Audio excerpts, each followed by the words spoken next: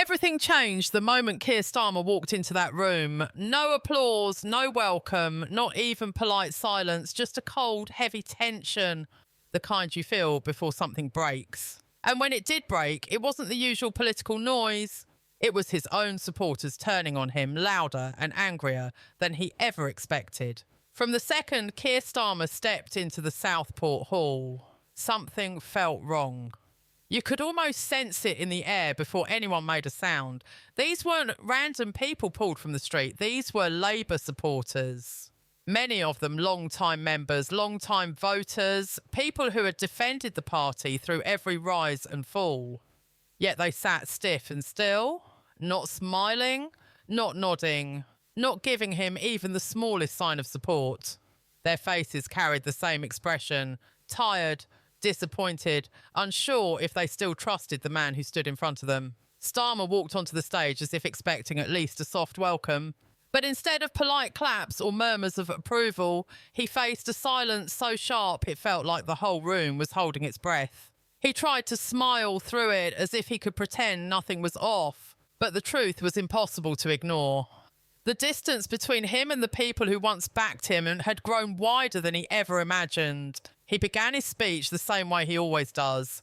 Steady voice, calm tone, talking about Labour's plan for the economy.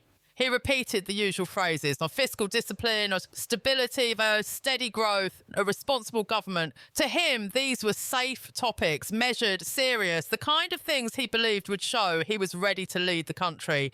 But inside the room, those words fell flat. They didn't inspire confidence. They didn't warm the crowd. They only made the silence feel heavier. Across the hall, people sat with arms crossed tightly over their chests. Some leaned back in their chairs as if they had already made up their minds. A few whispered quietly, their eyes fixed on Starmer as if waiting for him to say something real, something bold, something that proved he hadn't drifted away from the values they believed Labour still stood for. But that moment never came. As he moved on to Brexit, the atmosphere grew even colder.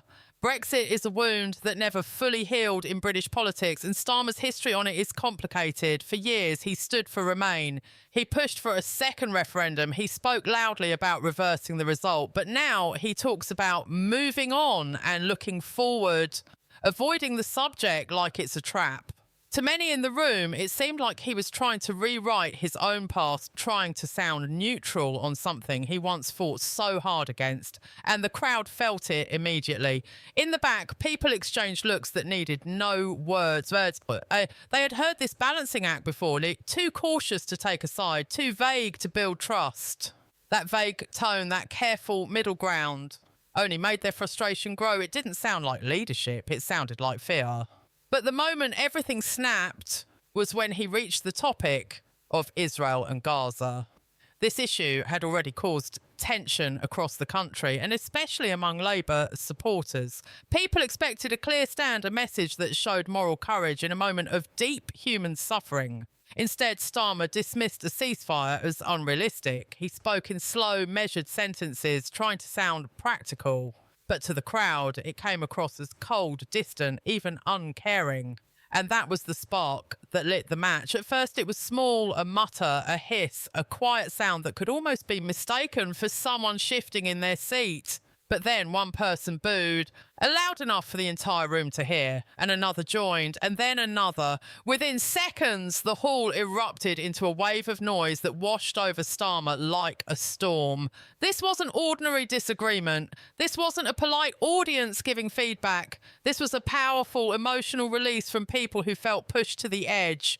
The frustration that had been building for months, maybe years, burst out all at once. The boos weren't scattered anymore. They rolled across the room like thunder, building on each other, growing stronger, refusing to stop. Starmer froze for a moment. It was only a second or two, but it felt longer. He glanced across the hall as if searching for someone, anyone who still supported him.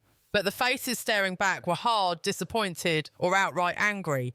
And for the first time that night, he looked unsure, not confused, not surprised, unsure, as if he realised he no longer controlled the room, the message, or even his own base. He tried to push through it. He raised his voice, his tone firming, trying to force authority back into the space. But it only made things worse. The louder he spoke, the more the crowd pushed back. They weren't going to let him talk his way out of this moment.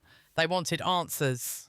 They wanted answers. They wanted honesty. They wanted a leader who could speak with conviction, not calculation. A woman near the front stood up suddenly, her voice cutting through the hall with a sharpness that silenced even some of the boos. She demanded answers about healthcare, about child services, about the issues affecting families every day.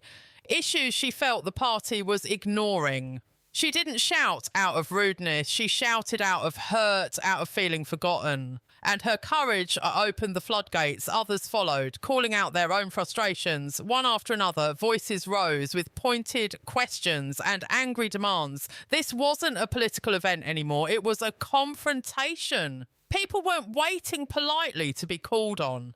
They weren't raising hands. They weren't staying quiet. So they spoke because they felt ignored, unheard and betrayed. And they wanted Starmer to know exactly how they felt right there, face to face. Behind him, Labour MPs shifted in their seats, visibly uncomfortable. One stared down at his notes, though he didn't write anything. Another looked at her phone, scrolling aimlessly just to avoid meeting the crowd's eyes. Their body language said everything.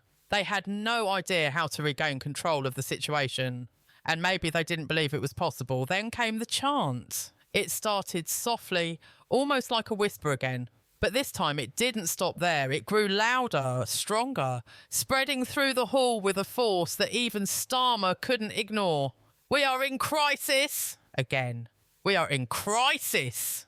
The words hit like a drumbeat again and again until his speech was completely drowned out. He tried to speak over them, but no one was listening anymore. The crowd had taken over the room. The message was clear. This wasn't just disappointment, it was rejection. One row of supporters stood up and walked out, then another and another. People left quietly, shaking their heads, refusing to look back. They didn't need to shout.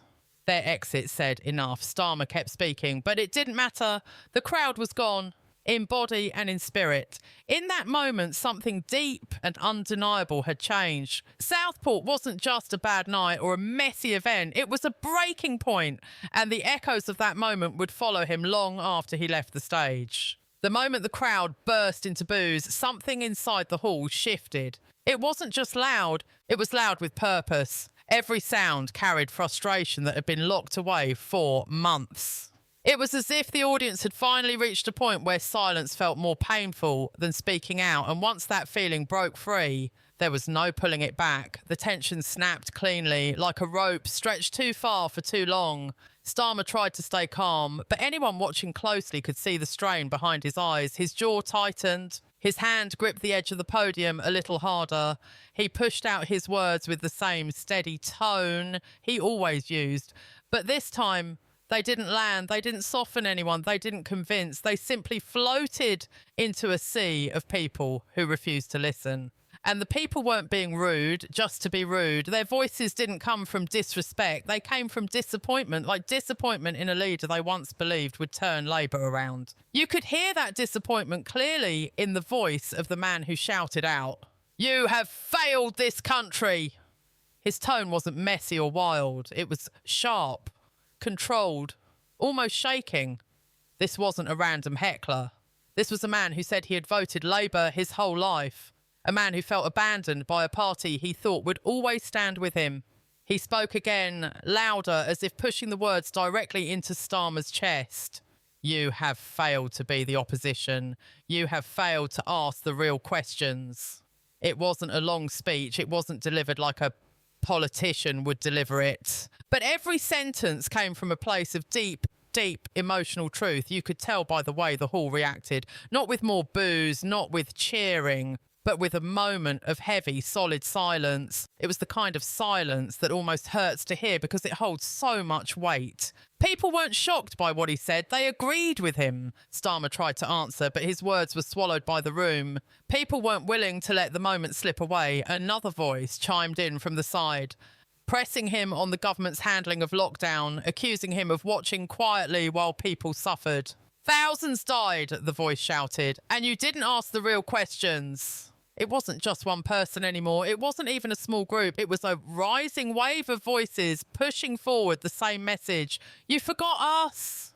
You failed us. You're not fighting for us anymore. And as the shouting continued, the people behind Starmer, the Labour MPs, the councillors, the advisors, that looked smaller and smaller,